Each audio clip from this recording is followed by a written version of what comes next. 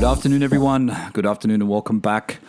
Welcome back to the PorscheCooled Podcast where we talk about all things Porsche, episode 120. Hi, Steve. Hi, mate. How you going?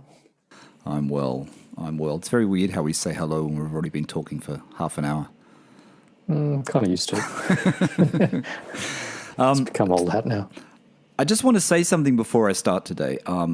Actually, before we get into that, I should say the usual thing. Welcome to everyone that's been here before, and welcome to our new listeners. And we should always say this because we never say it, and I always say it. My name is Michael Barth, and Steve is on the other end through Zoom. These are always done through Zoom, and Steve is coming in from Sydney, Australia. Steve is my mate in Sydney, the co-host of this podcast, as he likes to be called. Guest. No, I was going to say, where was I? Oh, I'm just going to turn my level down because it's hissing. I was having a brief chat, not really a full-on chat. Ajmal, I know you're listening. Ajmal at Flat Cap Driver. If you haven't heard of Flat Cap Driver, go over to YouTube at Flat Cap Driver. He comes up. It's not the bus driving guy. It's the guy with the 912 and the 996. So when you go over there, make sure you give Ajmal a follow. He's got lots of videos there, and he's also got on Instagram as well under the same name. But Ajmal and Ajmal said to me, he said, Friday's episode, you always sound really stressed. He told me in this message. And I didn't say this to Ajmal, but it kind of worried me, Steve. It bothered me a little bit. Really? Because I don't want the listeners to come onto the podcast and think that I'm sounding stressed. I know Ajmal's probably saying it in half jest as well, I'm guessing, but I don't know. I mean, things are going on a lot. Things are happening here. It's been very, very busy, but we record these episodes for the listeners that don't know this already. We record these on a Tuesday night, Wednesday morning in Sydney. Mm-hmm. It's 20 past 11 here at night. If you guys are interested in when we're doing this recording,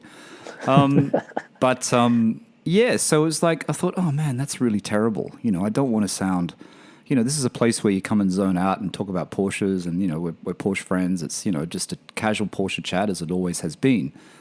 So I kind of apologize if I've been sounding like I've been a bit on edge. Like I said, I have a lot on my mind, but I'm not really, I'm not like, breaking point, that's for sure. I don't. I relish that, and I think that the little avatar preview things that you put on YouTube and on the iTunes thing and all that should be of the two grumpy old men from the Muppets. It's my favorite. No, just put that on there. No. On the YouTube clip, just find some footage and just have them, and then we'll lip sync to that. Well, one week as a joke, I was thinking, for the listeners who don't know it, on YouTube, this podcast goes up on YouTube. Some people like to listen to it on YouTube instead of on the Apple Podcasts, Google Podcasts, Amazon. We're everywhere. We are everywhere. We're not the number one Porsche podcast yet. I think Spike Ferriston has that role, or Smoking Tire. But we're getting close. We're getting close. No, I was thinking one week, Steve, I was going to put just your picture from the video. I was just going to put your footage and not my footage, so people could just see you sitting. People could just see you sitting there during the whole podcast. Yeah, but I do edit gaps out, so it'd be even more work for me. So I thought, no, I'm not going to do that. Oh yeah, of course, that'd be a pain in the ass. Yeah. Anyway, Ajmal, I know you're listening. Am I stressed? I got a lot on my mind, as I said to you, I think. But everything is okay. Everything's okay. It's pretty exciting. Tomorrow's going to be an exciting day, Steve. Tomorrow's an exciting day because we settle on the new apartment tomorrow. So that's pretty exciting. Cool. Well done. Patreon. Let's start with Patreon, Steve. No new members on Patreon. This podcast is up to episode 120. I think we have 36 Patreon members, PorscheCooled exclusive members or PorscheCooled members on Patreon, that's Steve. Cool. 36 is good. 36 is good. We're pretty much over 100,000 downloads on this podcast. So I don't know if those stats balance out, but I still think it's good for the people. How do you mean balance out? I don't know.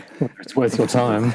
I always like mathematics. I'm trying to work out how the scales there. Over 100,000 downloads, 36 Patreon members, but it's all good. It's all good. But Patreon is the place where you go. PorscheCooled /Patreon.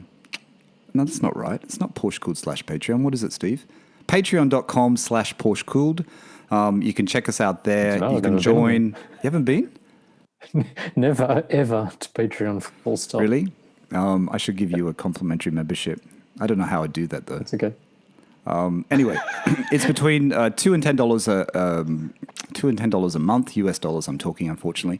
$2 and $10 a month, and you just join, and it helps us keep talking, helps support the podcast. And thank you to all the Patreon members who have supported us since the very beginning. There are a lot of you, so I'm not going to list everyone down, but a lot of people have basically been on since pretty much I started it. They've been members of Patreon for a long time, so that's very good. Thank you very much. What about that other thing? What's it called? Not colon, whatever it is, the chat room place? Discord. Close enough. Discord. Yeah, Discord is what a lot of people use. I know a lot of people are familiar with it, community-based thing. We've actually, look, I apologized. I know that there's been quite a few people have joined. Really? I think I made you the podcast host. You're on your role as podcast host, Steve, so you have a special color. So there's certain roles for certain people. People who are in PorscheCooled Patreon get a special color because it just gives access to different things. That's all. Eventually, I haven't really set it up properly. Like I said, Todd at Stone City Outlaw sort of motivated me to publicize it. I guess I hadn't really publicized it. There's a few people on there. Once again, I'm not going to mention names because I can't remember everyone. But there's a few people on there. A few people out of owner stories. A few new people, and I think it's good. I think it will work. All you need to do is go over to Discord. I'll put the link in this podcast, Steve. I have been putting the link in Instagram stories on PorscheCooled. If you haven't seen the link and you need it, just DM me. I had a few people DM me during the week for it. But basically, it's a place, Steve. It's just a community. It's like a forum. You know what I mean? That was the idea, to make it like a PorscheCooled forum with us, with the community. So you can, I've set up certain channels there.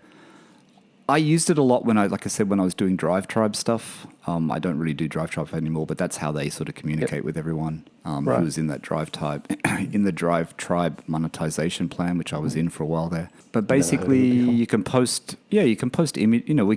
I've set it up so you can post images of your cars. You can give, you can put links there if you want to put links to videos that you want other guys to see. You can put links to events if you want events. There's channels for everything. Like Steve, your knobs. You can put links to the knobs so the guys know where they can get them. Because people ask, everyone wants to see my knobs. Yeah, the R-rated section of colon Discord. But it's just a place to share information and chat. That's all it is. So if you want to join that, it's Discord on. It's PorscheCooled on Discord, but you will need an invite from me. So I'll have to give you an invite. But like I said, it's just a sort of public invite that lasts for about 7 days, and I can DM that for anyone that wants it, or it'll be in the description of the podcast. It is in the description of the podcast on YouTube. Cool. What else, mate? I feel like I'm rambling tonight. PorscheCooled owner stories. I know you haven't listened to it because I didn't send it to you again. It's okay. All good. Jeremy was on this week. Had a good chat with Jeremy not that long ago, actually. I think it was about just before Goodwood. So it must have been a week ago, just over a week ago. Wasn't that long ago. I haven't really done the owner stories a lot in advance, Steve, because I've been lazy. Yep. Busy. Yeah, busy. But Jeremy reached out to me. We had a good chat. He's in the Cotswolds, which is in the UK, which is just outside of London. Lovely area. And he's got a 992 Carrera in white. Cool. He's got my favorite wheels, the graphite RS Spider wheels, which I think are fantastic on that 992. I really like those wheels. Yep. Jeremy, also hard Steve, you know what? I was thinking about that. Go on. Sorry, I was about to say I'm on a bit of a cleaning frenzy at the moment, which I'm sure we'll wind up talking about. My uncle's got those same sort of spidery wheel things, and they're a pain in the ass to clean. Massive pain in the ass. Yeah, I didn't talk to Jeremy about that. He doesn't have a garage for his car. It's parked outside, but he said he likes to detail it. He's always washing it. And I think in his street, he was looking at his car when he was talking to me because we were obviously on camera, and it's outside his window where he was looking out. And he said, his street's got quite a few people that own Porsches, and they're all parked on the street, basically. Yeah, right. But the 911 was his second Porsche, his first 911, which is what he wanted. Yep. His first Porsche was a 718 Boxster. I won't give it all away because I always give too much away. But basically, his Porsche story started really early when he was a kid. I think he said he was 9 or 10 years old. And his uncle was lent a 930 Turbo. I think it was his father's boss lent his uncle a 930 Turbo. Sorry if I got this wrong, Jeremy. I'm doing this off the top of my head. And Jeremy, when he first reached out to me, he sent me a photo, and one of the photos was him as a kid in this 930 Turbo. He's still got the photo. Yeah, cool. And he keeps that photo in his 911. He's got a copy of it, which he puts under the visor just to remind him of, where he was and where he's... Yeah, it's cool. I think it's a really cool thing to do. So he's got memories of that 930 Turbo, and then he's got memories of a, I think it was a 924S. Oh, man, I'm terrible. I should have wrote this down. I think it was a 924S, I'm pretty sure. I think his mother worked for a dentist, and he had a 924S. And the dentist would give him... This is when Porsche used to send out calendars, Steve. So the dentist would get the calendars, and he would give them to Jeremy. Oh, yeah. So every month it'd have a different... Yeah, that's pretty cool. When your kid is like, which one am I going to get? Do they still make a Pirelli calendar? Do they still make that really famous Pirelli calendar? I don't know with that all the girls. That would be very un-PC these days, wouldn't it? I think they've stopped it. I think they have stopped it because I don't remember it being around. People don't really use calendars anymore, do they? It's a weird thing. It was like such a popular thing, huh? Every time you went to a mechanic shop, you'd see some, boobs in your face when you were waiting there. Remember? But that Pirelli calendar the old ones would probably be worth an absolute mint now. I mean, any sort of memorabilia type thing's probably kind of taken off as well. But true. Amazing photographers that shot that Pirelli calendar. Yeah. You know what's great about Jeremy's story though? What I really liked is he bought the 718 Boxster. He ordered it new, right? Mm-hmm. He buys. This common thread, Steve, buy what you can afford. But he he bought a new one because he daily drives his Porsches. Yeah, and he bought the 718 Boxster. He put like 70-odd thousand miles on it. So what's that, 110,000 kilometers in 4 years? So he drives them. He goes to Europe. He drives it in Europe. He just really enjoys his car. And, he bought the 911 as well, the same sort of thing. He bought a new one. He ordered it. Took a little while to come in. He's had it for almost a year, spec'd it out the way he wanted it, you know what I mean? And drives it daily. And I think that's the benefit. Don't you think this is the benefit? I mean, yes, it depends on your income. Yes, it depends on, your situation. Jeremy he didn't buy an S or a GTS, he bought a Carrera. He spec'd it out modestly. He spent a lot on the wheels. He did a really good option, the one where you get where the red goes away from the back, Steve, off the back grille where the red lights is, you can get that in clear, which I think looks really, really good. Okay. I think they do that in clear in the back lights, which is a really nice option actually when that is actually not red. For some reason it does look better. It really does look better. Mm-hmm. But you know what I mean? It comes back down to the point is that, you buy a new car and of course you've got depreciation, I understand, and it's not always an easy decision, but if you want that peace of mind with warranty and and I guess if you are changing a car every 4 years and you're driving it that much, is it worthwhile to buy a new 911? Hard to say. Never been in this sort of circumstance, but it made me realise when sort of chatting with a brother-in-law quite a few years ago, well, not quite a few years, like a couple of years ago now, but it made me kind of realise that if you run your own business and it's sort of like a business car, that's when brand new cars and depreciation, all that kind of stuff don't really matter anymore. And then you can kind of do what you want. I've never done it myself. I kind of was in talking to him because obviously from a financial point of view, that's how he kind of rolls. But it just sort of made me wonder whether or not if you're in that circumstance and you just kind of turn it over all the time, whether you would be, how do I put it, less attached to your car. Because you're kind of just burning up the Ks and all of that sort of stuff, and that you're basically going to flip it at the end of its, if it's on a business lease or business finance or whatever. But I don't know. But I guess, you're dailing it. You're not just using it for work. You buy a really, you buy the 911, the 911 Carrera. I think, so much power. What is it? 0 to 100 is 0 to 60, 0 to 100 is what, 4 point It'd something still be seconds? like 4 seconds or something. Yeah, 4 seconds, which is crazy. This is just for the Carrera, right? I think the Carrera is sub 4 seconds. Yeah. So when you think about it, and then, if you live in when you're living in places like the UK, you've got Europe at your doorstep, you've got all those great roads, it's easy to drive there. Yeah. You can see how you could put miles on your car. Do you know what I mean? Because I know you put a note in our notes. How you put a note in our notes is like mileage that important for 911s? Ferraris. Everyone say Ferrari, for high mileage Ferrari, you lose a lot of money. You know what I mean? People don't want high mileage Ferraris. Well, it never used to be. Porsches never used to be as mileage sensitive as they are now, and Porsches are always driven, weren't they? They're always high mileage cars. They used to be high mileage cars because they're designed as an everyday car because it is a sports car, but it is practical. It's got 2 back seats and trunk space. If you drive in Europe and all of that sort of stuff in the really, really old days, and there was snow, like because it's rear engine, you had traction. They were reliable, this, that, and everything else. So they were always designed to be driven.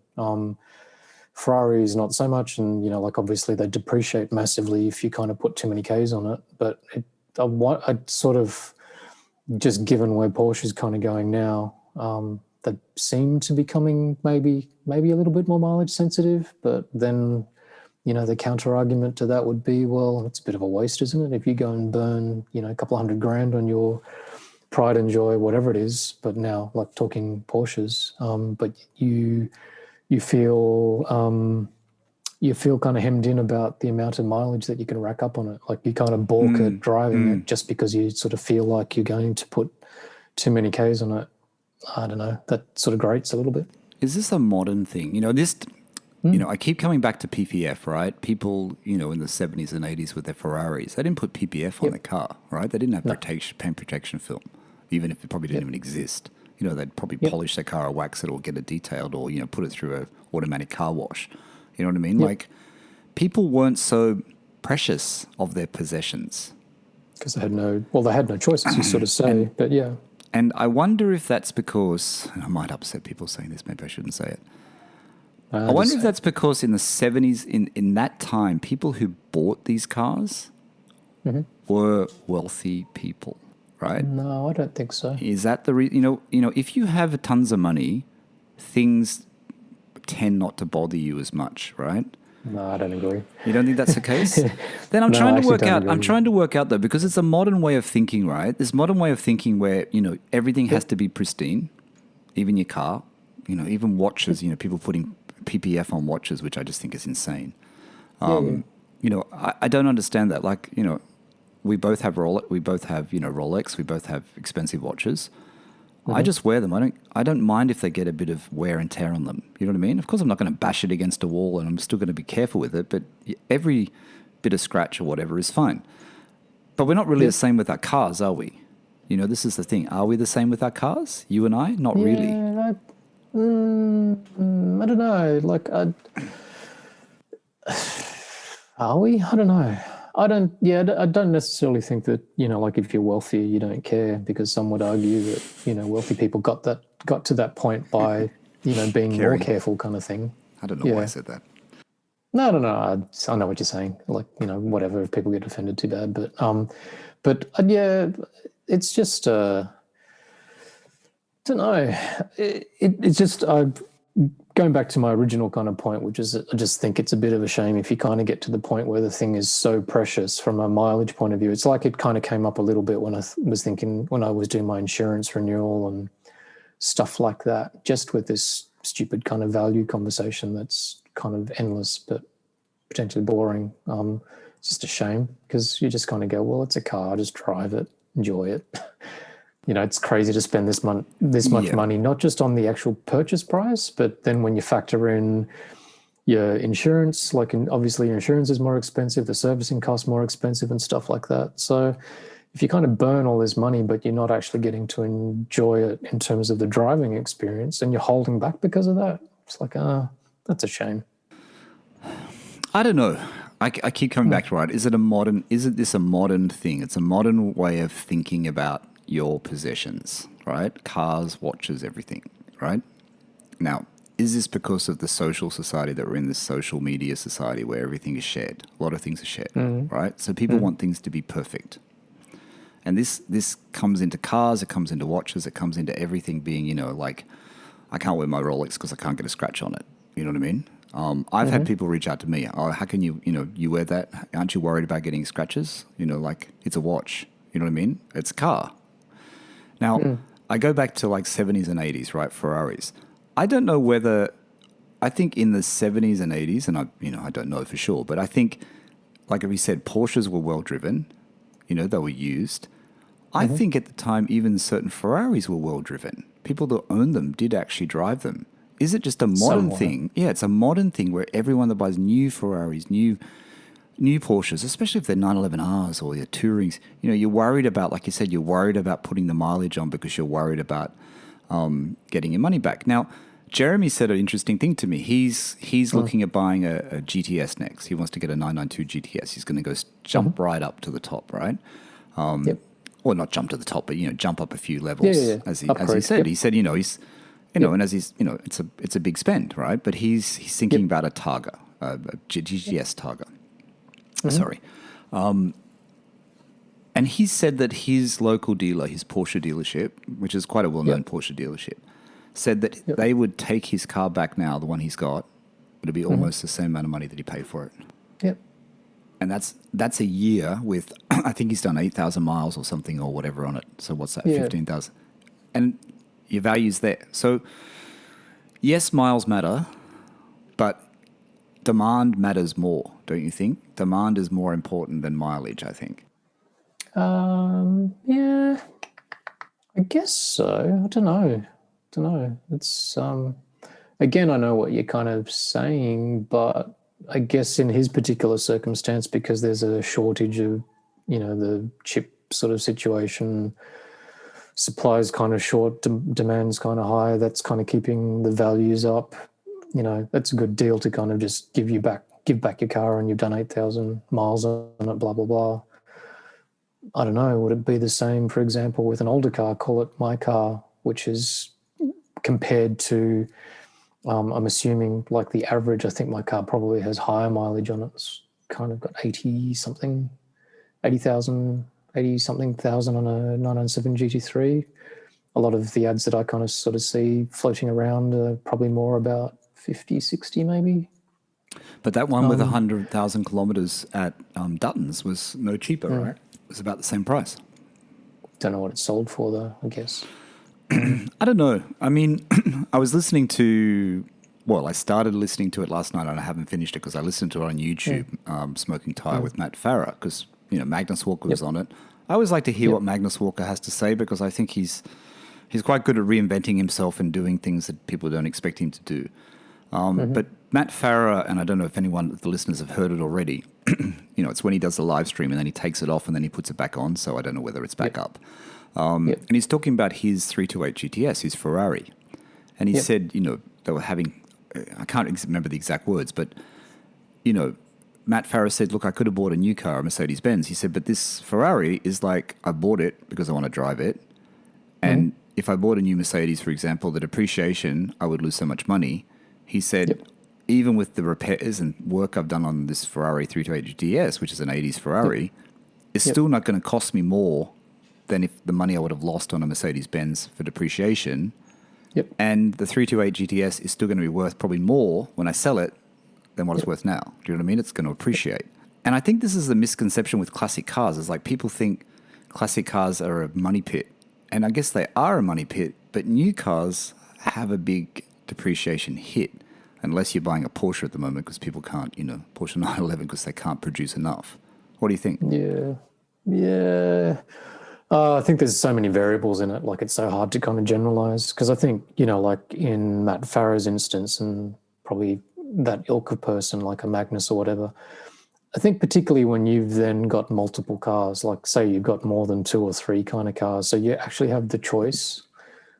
Yes, you can kind of go and drive it as much as you kind of want, but you're never still going to rack up, like 20,000 kilometers a year, because if you've kind of got, 6 cars kind of thing, then if you average it all out, you'll just never kind of do that kind of case. So it's an easier conversation. You're not deliberating anything. Maybe the part of the reason, like with, what you were sort of referring to, like 70s, 80s Porsches kind of thing, or even that was me, like with my first two, my 964 and my 993. They were my literally only car. And in a lot of instances, I was driving it every day. It might not have been like huge mileage, but I was still driving it every day. And that's where the kind of sort of mileage came from. I didn't really have a choice, what does that mean? It's like, yeah. I don't regret it in any way, like racking up the kind of mileage as long as you kind of enjoy it. Sometimes it can sort of feel a little bit of a shame. This is from my experience that if you're driving your air-cooled 911 in like a daily commute, or even I sort of did my duty 3 a little bit for a while there, and you're just literally kind of riding the clutch in traffic and everything, then that does feel like a waste. I don't know. I Porsche Ferrari mileage though, I think you're right though. I mean, Ferrari's still, even if an 80s Ferraris to 80s 911s, Ferraris have high mileage. Some of them still have high mileage, but obviously they're not as high as 80s Porsches. You know what I mean? Yeah. Porsches still are probably more like double the mileage, double the kilometers, I think, from memory, from what I've seen. But I think what you said in your notes, though, is true, though. It's changed, hasn't it? People are more conscious of their mileage on there. Most people. And I wanted to say Jeremy, because Jeremy enjoys his cars and he drives them and he really wants to enjoy it and take it everywhere and which is great. And I think that's really fantastic. And I know that even with me, sorry, Steve, with my 997, I think I was being a little bit too precious. Now that I've been away from the car for a while, because I haven't been in Australia, for those people that don't know, and my car's in Australia. Yep. I think that I was a little bit too precious. And I think being at a distance for quite some time and missing driving the car, I realized that I've kind of missed out on some things and I should have actually driven it more. Like I should have taken more longer drives. I shouldn't be that, I'd still like to clean it. I still like to keep it clean. I still like to detail it. That's just me. That's how I've always been since I had a bicycle. But I don't think I was really driving it enough. And I think, and maybe this is, maybe this is because now, I've had 2 years where the car's had no mileage on it. So my car's still only got 51,000 odd kilometers. Yep. So, even when I go back, to make up the mileage over 2 years, I can drive it as much as I want, really. You know what I mean? So it's not, yeah. So I'm not fussed if I get to 70,000 kilometers or whatever, because 70,000 kilometers for a car that's, 16 years old or whatever it is nothing. Still makes it low mileage. No. Yeah, it's nothing. Yeah. It's just, I don't know. I think it's also like this kind of funny psychological thing, a bit of a mentality. Like if you were going to hunt for a car, everybody sort of tries to find a lower mileage car. A lot of people make the kind of counter argument, which to me does make a hell of a lot of sense. It's like if the car's actually kind of got more mileage on it, but it's driven not in traffic, it's driven like, once a week kind of thing, and it's going for a good run. There's an argument that's sort of saying that's a better way to look after your car because everything's kind of properly lubricated, everything heats up properly. So it means the car mechanically is potentially in better condition than something that's just kind of sat there. Everybody knows this. I'm not sort of saying anything new, right? No. But then if you kind of go shopping for a car and somebody tells you that it's got like 100,000 K versus 40,000 K, which one are you going to pick?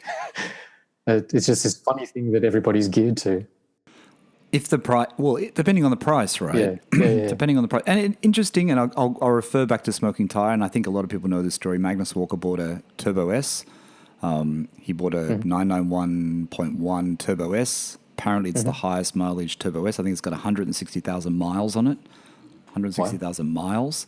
It's had a PDK change out from the previous owner that cost $20,000 US to change the PDK transmission. He wasn't interested. He was interested because it was a high mileage that interested him. I think the price interested him. I did see it online, actually. It was 60-odd thousand US. He never quotes the price, but I actually saw it on AutoCanal where he bought it from, and it was 60-odd thousand US when it was listed. I saw it before he bought it because I look at that site every now and again. And he wasn't interested, but now he says it's a great car. It's a great touring car. So I don't know. If you were looking for a Turbo S, say, you know what I mean? And there was such a huge price differential, would you go for the one that's got no mileage, or would you go for the one that's high mileage because you were not necessarily in the market for, say, a Turbo S or a Turbo 911 Turbo, but there was appealing because it is only, half the price of the low mileage one? I reckon, this is me at least, but I sort of reckon that most people would probably think like this. Unless you're kind of crazy wealthy, like let's not talk about that type of person where money's no object.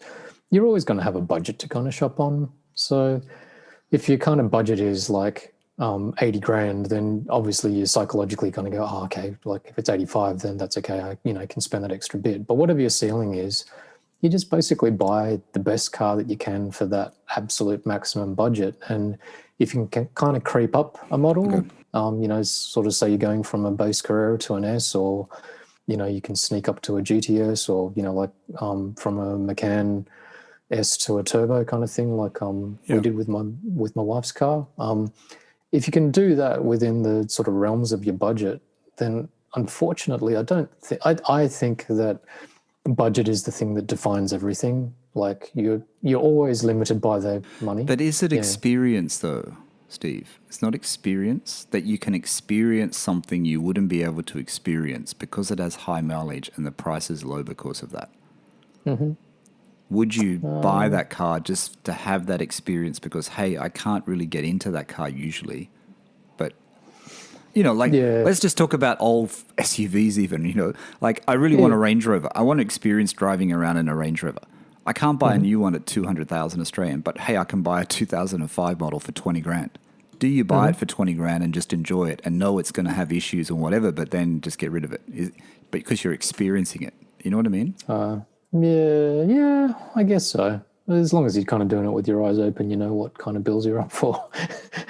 Because I think there's a bit of a false economy in like a 20 grand Range Rover, because like those things are. Once you start, I know you're just sort of talking out your bum for a second. Well, they are 20 grand. I actually, because I had someone on early owner stories who bought one.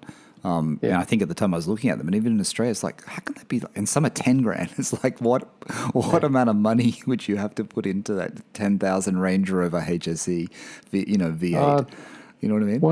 When I take Walter, my dog, for a walk every morning, there's a dude around the corner that's got, he had, I think he just got rid of it, a black V8 Rangy, and it sounds so good. It just so happened one day I was walking past and he was walking his dog. He was just walking out of his house with his dog.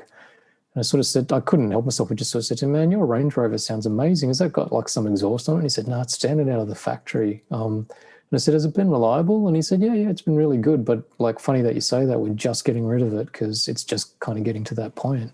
Really? But it looks so cool and has so much character. But anybody that I've ever known that's had a Rangy, like an older one, sort of, call it like 2000 and backwards, has just said that it was just like a complete piece of shit and that it would just sort of fall apart and cost them a fortune and all that sort of stuff. Yeah, I've said this before, I think, Range Rovers, Porsche Cayennes, they're really affordable in Bahrain because there's a lot of them, especially Range Rovers, there's a lot of them.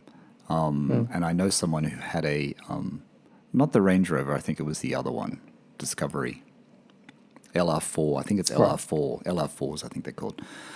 And, they were telling me the cost of the last service bill in Bahrain. I'm not going to say it. And it was absolutely insane. And this is the same people that also have a Escalade SUV, right? And the cost of that was just insane. Like, I can't believe you pay that much for a service of a car. Like, you think Porsches are cheap, you know what I mean? Think about your couple of years service, and that's how much one service would cost you. You know what I mean? Multi-year service. But it's funny talking about this because we're talking about daily drivers, we're talking about values, Steve. But and I'm not going to give it away, but there is someone that I've been speaking to during the week who I know, who's just traded. And I know they're listening, and I'm not going to give it away. I said I wouldn't give it away. Who's traded their 911 for a better 911. Someone who's quite happy with their 911 previously, who's now upgraded quite a few steps up the ladder, and they sent me the car they bought, and I know he's listening, and it's a fantastic car. He asked me what I thought of it. I said, look, to me it's really, really, it's great. It's it's not a Carrera 2, but it doesn't matter. And I think he's got a great car, and I think he's going to love it. And it's a couple of steps up from what he already has. And I think it's going to be exciting. So I'm waiting for him to get it delivered, and then he's going to tell me how the experience is. But I think it's good to hear those stories. You know what I mean? Like you think you're so happy with something, and I'm coming back to me here, Steve. You know where I'm coming. I'm leading on to this. I really like my 997, and I was talking to Natasha the other day about, I still think it's a good car to hold on to, even though it is just a Carrera, and I know and money being no object. Of course, I would just hold on to it because I think in 5 years' time, the value, and not just the value, just the car itself. I think it's a really well-rounded car for a base Carrera. Yep. Even with the IMS issue, which doesn't bother me anymore. Yep. But then with values going up, like you said, and I remember this conversation at Auto House a while back, a long time ago, when I was sitting there upstairs, and I can't remember if it was Grant that said it when I was just sitting there, or he was telling someone else. No, I think someone was telling me. Maybe it was Rick. That these people, I don't know who it was actually. These people who had air-cooled cars. This is when the air-cooled values were going up, Steve. And all these people that Auto House has as customers have these air-cooleds. These people, and they bought them so cheap, and then the prices were going crazy. And like they get to this point where it's like, what do I do with this car now? Do I keep it? Yep. Do I sell it? You know what? It was 30 grand. Now it's 130 grand. Yep. Now it's 200, today it's like 230 grand. You know what I mean? Like G50 3.2s that cost 29,000 and now, this is a time when they were just going up. And I remember them, I think they might have been talking to someone else and I was listening in, that they just don't know what to do with the car. They don't know whether they should give it up or keep it. Yeah. Has that happened to you? That point where you think, I should give it up because I can get another, like my car was 90 grand Australian and now maybe it's 110,000 Australian. You know what I mean? But it's like property, isn't it? It's like houses. You get the extra money, but then everything's going up along with it. So is it something you want to do? If you're selling but then buying in the same market, just like property kind of thing, then you're kind of screwed regardless. So like even if you make money on the car that you're kind of selling, you're still going to have to kind of pay through the nose for the next one, potentially, depending on what it is kind of thing. I guess maybe like if you're in that sort of particular predicament and you kind of got lucky and all of a sudden you made a mint on the car, it sort of solidifies in your brain whether or not you really kind of love the car that much kind of thing. Because like, yes, you can make a kind of quick buck, but, would you part with it? Now, talk about myself for a second, like with my car, which has appreciated, inadvertently. When I bought my car, I wanted to buy something that, felt like a kind of step up from my 993. I sort of thought I was being smart about it in terms of getting something that I knew would potentially not depreciate so much as well. I sold my 993 at that point that you were talking about where Aircooled started to kind of go up. I didn't make money on my car, but, it was cool.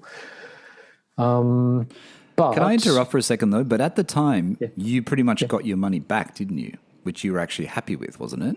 You pretty much got what you paid for it. It was like, well, and when I remember you telling me that, I thought, well, that's great, that's fantastic. I remember you telling me that. Yeah, that's because cool. in those days, you got your money back. It's like unheard of. Yeah, it's like pay 90 grand for it and sell it for 90 grand. It's like, holy shit, that's amazing. Like, nobody that, like you sort of said to your brother, like people don't make money on cars, or people always lose money on cars. Take out the money that I kind of sunk into it on maintenance. Anyway, so then I kind of went to this 997 GT3. I didn't buy it like with the point of view of literally kind of going, am I going to make money on this thing? I just bought it with the point of view of, as long as, like my, whatever it was doesn't sort of halve, then, I'm kind of sweet. That's purely the way that I kind of thought about it from a value point of view. Now, strangely, I'm kind of one of the lucky ones, but I think now, like a lot of us are all in this boat where all of a sudden your car's kind of more valuable than it kind of was. But if somebody offered me, if I went to a Cars and Coffee and somebody saw my car, said they loved it, said they were looking for it, offered me kind of crazy, like, or what I sort of believe is crazy money for it. So I'm just going to pull numbers out of my bum for a sec. Like, say somebody offered me 300K, for my 997 GT3. You'd be tempted, right? No, wouldn't do it. No? No. No, and I'm not sort of saying that to kind of whatever, like sound stupid or make up tales or whatever. I kind of go like to me, I love that car sort of so much. Like the monetary part of it, yes, kind of gives you something to brag about if you're talking to people, kind of thing. But overall, I just kind of go, nah, what I kind of get out of it in terms of the actual kind of enjoyment and stuff like that. If you kind of gave me 300 grand for that thing, what am I going to go and do with it? I'm just going to go and try to find. I'm just going to go and buy, try to find something that's pretty much the same. So why would I bother? Yeah. I've got it to the point where I've kind of perfected it. Like maybe I'd kind of, love to kind of have something that might be a different color or, whatever else. But do a wrap. You change it now.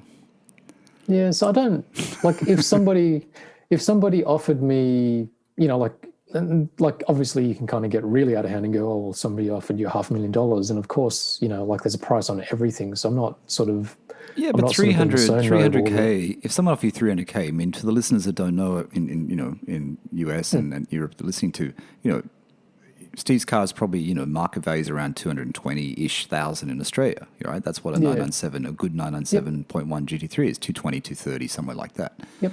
So if someone offer you 300, it's not unheard of that someone wouldn't offer you close to that. And I think it's not that far away. I don't think it's that far away because I think it's the market is drying. The market is drying up. You can see it. Look how many 996 GT3Ss were for sale and 996 GT3s. Yeah. They're just not there anymore. They just go. This is the thing with every Porsche. We look at it and go, oh, they're still there, and this one comes up, and then they just disappear. No one sells them anymore. So again, I'm not. The point to saying that is not so much actually about the kind of physical sum, the hypothetical kind of 70 grand or whatever else. So just kind of go to me kind of personally, unless you're sort of talking about literally kind of making me rich kind of thing, it doesn't matter how much more than the actual market value that somebody might offer it to me. I just don't think that I could then take that and go and get something else that I would necessarily kind of be happier with. If you kind of gave me 911R money, then okay, then we're having a slightly different conversation. But if we're basically still in, 997 GT3 kind of territory, even if you get me to RS, 997 GT3 RS territory, yeah. So do you know what I mean? It's not physically about the kind of sum. You know what surprises me? Talking about GT3 RS, 991.1 GT3 RSs, I've noticed there's quite a few for sale again. They've all appeared, they've all popped up. And they seem to be around, I mean, there's outliers, there's ones at $399, right, for a 0.1. But they seem to be around that 360,000 Australian dollar mark, 369, 365. Is that seemingly cheap? That's pretty good, isn't it? That's a 0.1. Yeah, seemingly good value? Yeah, I think that's really good value.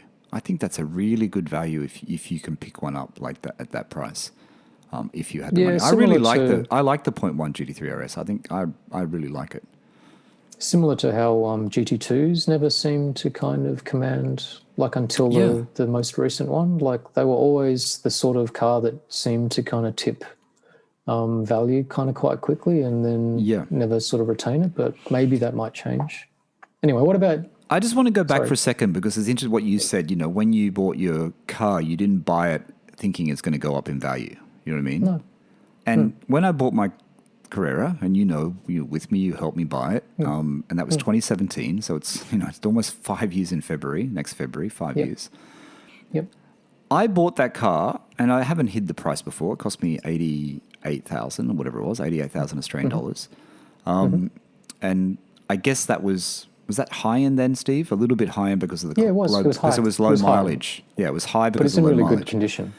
So sorry, not high compared to the average, but not high against the kind of condition. I reckon the money that you paid for it was comparable to the spec of the car kind of thing. Yeah, the car is, inside is pretty immaculate, my car, right? It's not really, there's not really worn. Air conditioning things, which were worn, as I've spoken about before, which I changed out the whole unit. But apart from that, just that air conditioning dials, everything, the leather, etc., it was, in really good condition.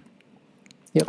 When I bought that car, I never thought, and as I said, I remember talking to my brother and him saying, you're going to lose money, blah, blah, blah. I said, look, Porsches eventually appreciate. And I thought, like all Porsches, and I've been watching them for so long, that this 997 they haven't bottomed out. I didn't think they'd completely bottomed out. And I thought, okay, I'm going to have to ride this a bit.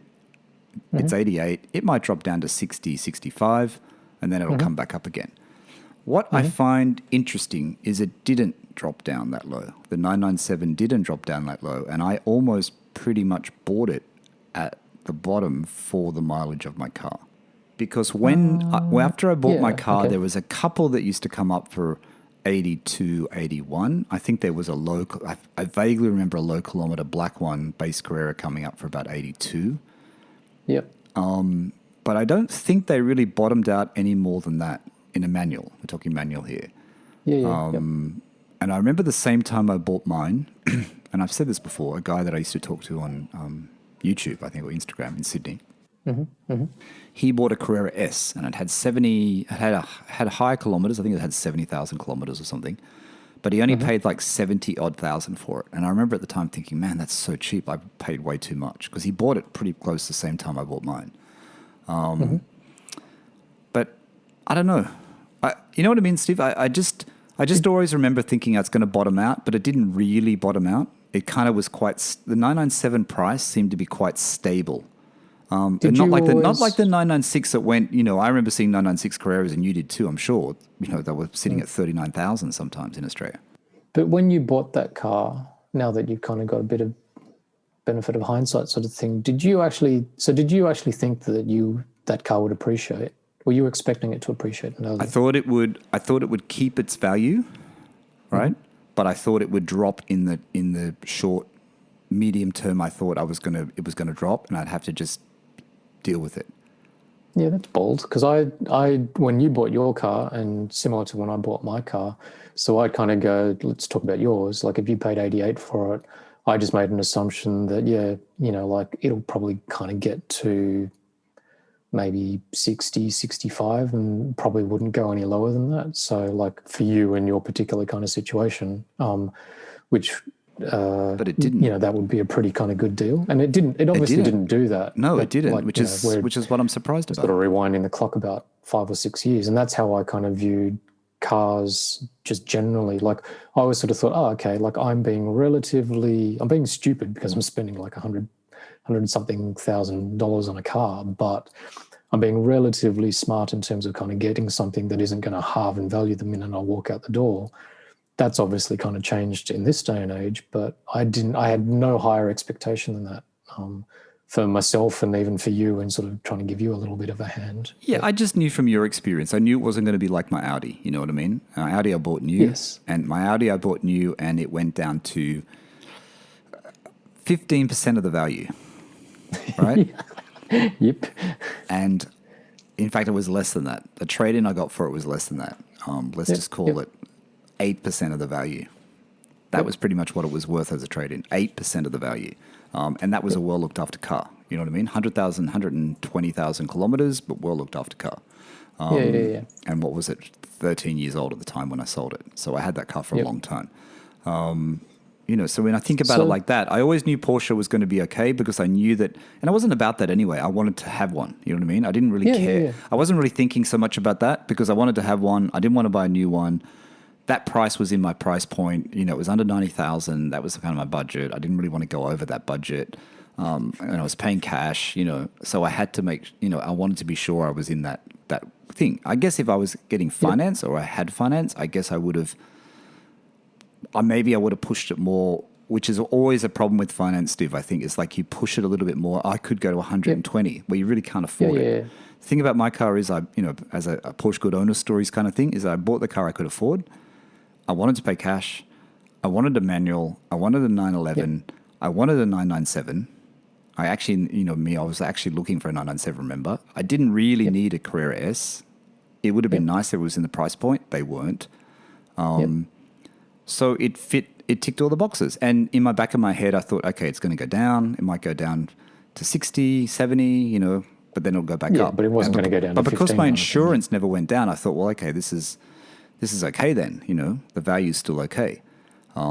This is, back in those days kind of thing, because I think it's very, very different now. But yeah, I don't know. It's just, I just never, because if hypothetically, I know you're not saying this, but if hypothetically at the time you know, like rewind the clock 5-6 years and you sort of said to me, this car's not going to go down, I would have told you that you're kind of kidding yourself, that, you know, like you can't use my experience as a benchmark because my experience was with a 993, which was the last of the Aircooled, and they were reviewed and all of this sort of stuff. And it's like I would have said to you, like, no chance that, you know, like your kind of 997 is I think you told me it was going to go down. money. I think you said to me it's going to go down. It'll go down. I wouldn't have said to you, don't expect that. Don't expect it to kind of make money. Like, you're kind of crazy if you think just because it's a 911 and it's a Porsche, it's got a Porsche badge on the back, that you'll make money on it.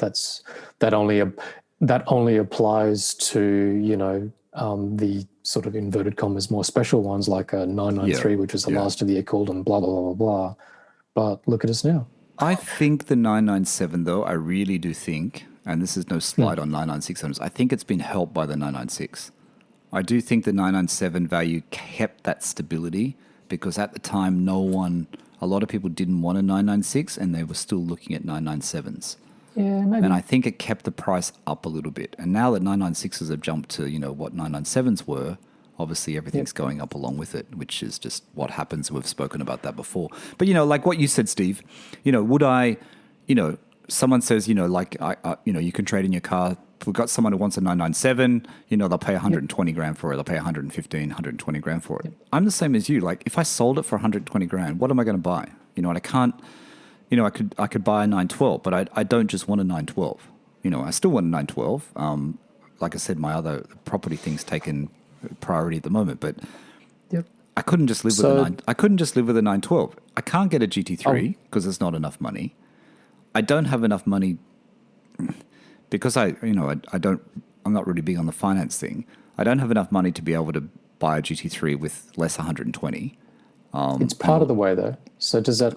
Because I was going to flip it to you and sort of go, okay, so what would it take for you to sell your 997? And you're halfway through answering that. Like, unlike, this is going to sound a bit whatever, bit funny, but I sort of said, well, the problem that I have is that even if you kind of offer me like well over the market value odds for my car, I would literally kind of go, it wouldn't make a difference because I just don't think I don't really have a hankering for, like, you know, many other kind of Porsches above me. But what would you get into, see? What would you get into? Would you go 991.2? Is that tempting?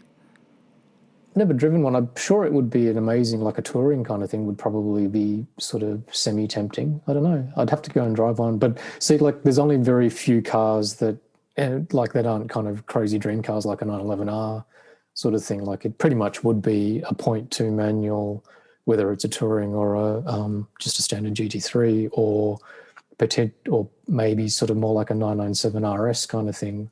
They would probably be the two ilks of car that I would seriously kind of go, and maybe realistically something that like would interest me kind of thing. Now, without sounding funny for you, you've been talking about GT3s and 912s and 991s, and you've got like jump all over the place. A broader range of things that you would potentially, like, if you kind of got an extra sum of money that you would kind of get into. So I thought that maybe the way that you might answer the question might be slightly different, like in terms of what would it take to sell your 997?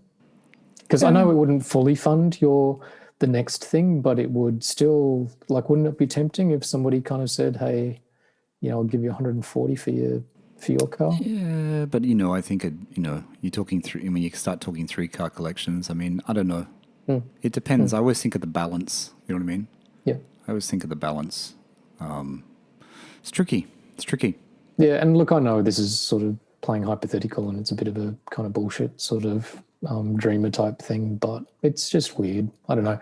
The good thing about it for me, when this was sort of inspired slightly by a Piston Heads thread where I think people were talking about it just because, like, current Porsches they have appreciated, there's a supply issue, so therefore, you know, even people in kind of new kind of 718 Caymans and stuff like that are all kind of going, oh, you know, dealers offering me, you know, to buy my car back, you know, should I let it go kind of thing.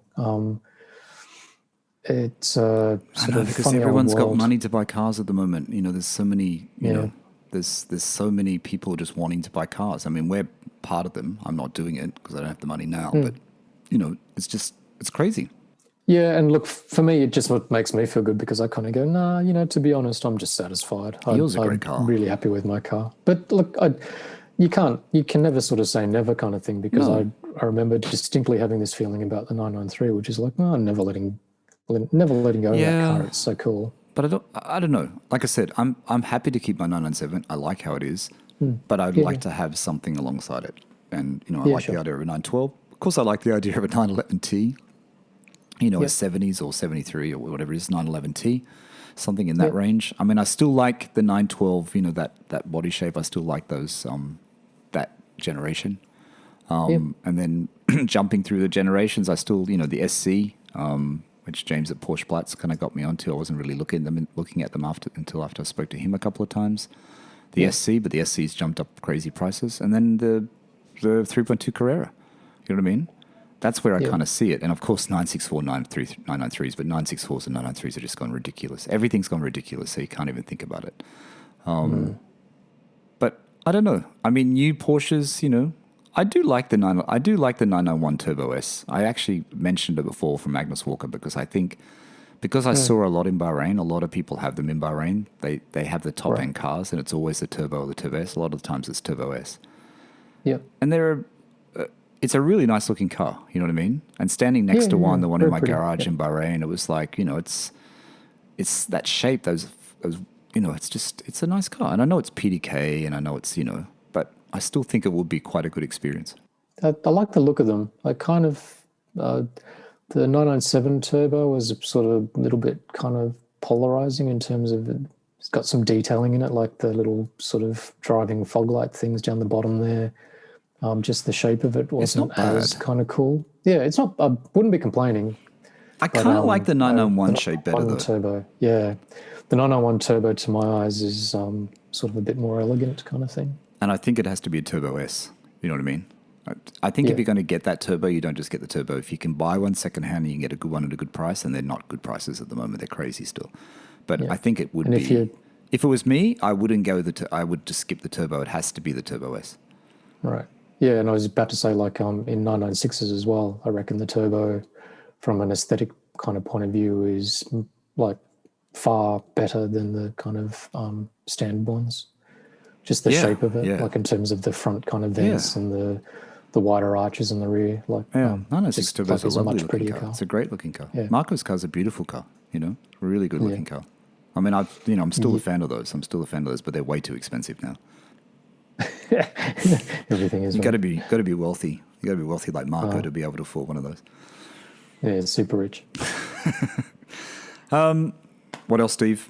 I think that's it. I think we'll leave it. What do you think? Yeah, sure. What do we talk about today? Absolutely. What would it take to sell your 997? I don't think Steve and I are going to sell a 997, so that was we've worked it out for you guys. Yeah, you're going to have to prize it out of my cold lying corpse. Daily in 911. Like I said, I like talking to Jeremy. I like people who really enjoy their cars and drive it. Like I said, I do have some regrets where I haven't driven mine enough. As you know, Steve, I'm intending on driving it a lot. I'm still thinking about that roof box too, not the Porsche one, but I'm still thinking about the Tool roof box with the roof bars. I think I just like how it looks more than if I'm ever going to use it. But I was going to say, what are you going to put in there? I don't know. Apart from me trying to escape. Well, when you go on road trips, you buy oranges and honey and stuff. Like just fill up your car with fruit or something. I don't know. Fruit. Maybe, unless I get a tent, maybe I could camp on the way to Melbourne or Queensland. That looks really sketch, kind of climbing up on those kind of roof tent things. Like, yeah, I don't know about that either. I wouldn't do it. I don't know how comfortable you would be sleeping because it's like, am I going to like roll over and kind of put a big ding in something or? I'm not a tent person. I've camped when I was younger a lot of times, and I just, it's not for me. It's not for me. It doesn't look all that comfortable, but anyway. Yeah, I don't know. What else? Anything else? No. I think that's it. I think we'll kill it. Cool. All right. Thanks, mate. Thanks, mate. Have a good... I know you got to go somewhere as well. You're going to go do something very important now. No, not really. Sydney's in lockdown. It's pretty horrible. Like the whole kind of... I'd sort of have behaving like I've been in lockdown for months anyway, so it's not actually that big a change for me kind of thing, but it is...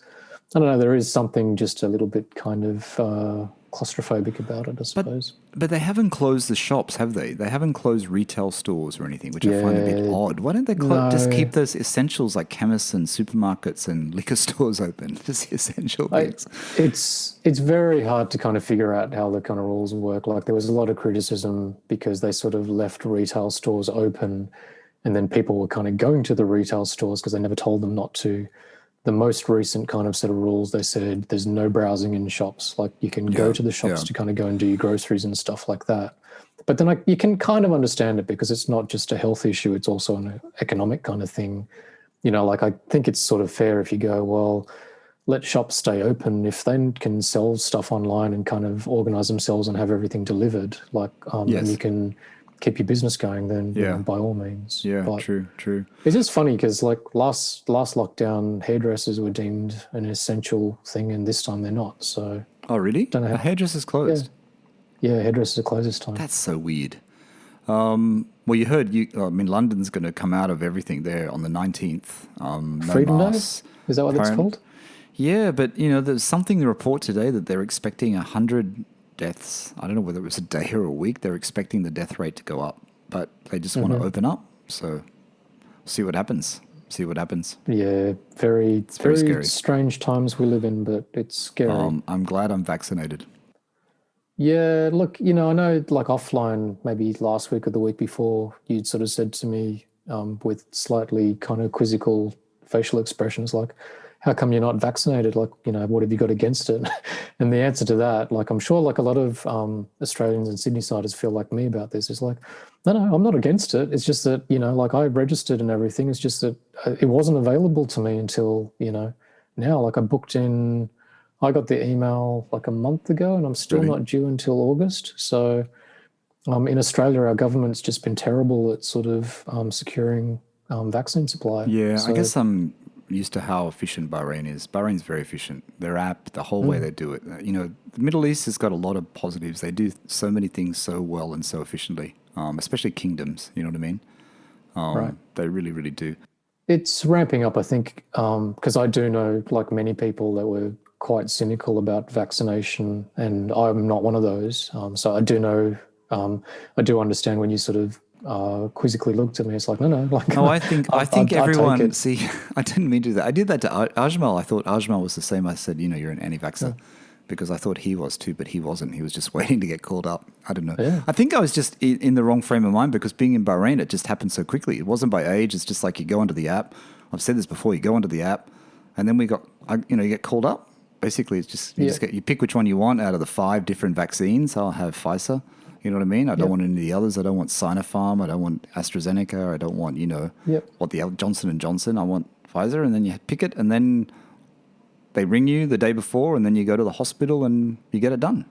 And then 3 weeks later, you go back and get your second lot. I mean, it's very easy, very easy. This conversation could go like for hours longer, but I think Australians have been very lucky because we're isolated, so we weren't necessarily kind of caught. But now that there's Delta variants here, like I sort of said, I think our government has been very short-sighted in terms of thinking about and securing vaccine. You know what? That's the problem here now. The thing I don't understand, I'm probably going to finish on this, but Australia is close to certain Asian, certain Indian, certain continents. It seems very weird that Australia wouldn't be hard hit by the Delta virus. And I'm not going to call it by a country, the virus, but, where it originated. I reckon that's everybody, though. Yeah. And, the problem with the Middle East is a lot of the laborers, a lot of the cheaper laborers are from those regions. So this is why the numbers in Bahrain broke out, I think. This is why it happens. So, I just think it's crazy that like any country would sort of think that, we're so far away. It's like, nah, like you're never too far away. The thing about it here is like the dude that supposedly sort of started it all went shopping in Bondi Junction, and then he crossed paths. He literally just walked past some other dude, and that other dude got it in Maya and Bondi Junction or something like that. So that's how you catch it really easily. Oh, it's scary. Yeah, that's scary. If it's that contagious, then. Exactly. Mm. So that's what's kind of different about all of this. Yep. So. Well, looks like you've got a few weeks more in lockdown there, so you won't be able to go for a drive. Yeah, I ran my battery flat, so... Oh, really? We didn't talk about that. Did you get a new battery? No, I've got to do it. Do you want to keep talking just for a bit? It's lockdown here, so I was looking for things to do, and like when the kids kind of finally go and have their afternoon nap, I'd sort of try to get a little bit of time downstairs, and I've been tinkering with the car, and I did the novice thing of obviously just leaving the interior light on, so I ran my battery flat. So that actually ran your battery flat, because I did that one night. I was cleaning my car, the same thing, and then the next morning I came down and Tasha said, "Are your lights on?" When she got in the car, she said, "Your interior light? Is it your interior lights on?" It's like, oh, damn. But my car started fine. No, I don't think, like for me, because this is like, maybe I've done it 5 times kind of thing. And I think on a brand new battery, you'd be fine. Like, definitely don't kind of play your stupid radio as you're kind of, toiling away, because that'll flatten your battery. But so basically I've been doing this, then I realized that I flattened my battery. I jump started it, put it on the trickle charger the last few days, but it dawned on me, I went back through my invoices, and this Vata battery that I'm on, Autohouse fitted it more than 6 years ago. So what's the life of a battery though? Is it not that long? They're not that long. Like a reasonable one is sort of, I think, more like about 3 or 4 years. Shit, I hope my battery's okay. Never get an RMA battery, because I've had that let go in like a year and a half kind of thing. Like, I know they've got warranties and stuff, but it's such a pain in the ass. So 6+ years on this battery is good going. And I think it's just, like with any kind of battery, like an iPhone battery or whatever, if you let it go dead and then you sort of try to, resurrect it, I think you basically kind of screw it up. So you can drive it to Autohouse and get a replacement? Yeah, I'll be able to start it. Like I can. Okay. It's just I put it on the trickle charger and it won't hold its. I have a feeling it won't hold just its enough charge. to start it though. At least you can get it started. That's the main thing. I can get it started, or I can use the jump starter to kind of get it going, and then just drive to Autohouse. Oh, that's good. That's good. Yeah. All right, mate. Let's leave it for today. I'm gonna get some sleep. It's 12:30. I've got an early start tomorrow. All right, mate. Sleep, mate. Thanks, mate. Cheers. Have a good day. Talk during the week. Talk next week. Oh, good, mate. All right. Take it easy. All right, everyone. That was Steve coming in from Sydney. Thank you for listening to the PorscheCooled Podcast. My name's Michael Barth, and that's it. Thanks for listening, and bye for now.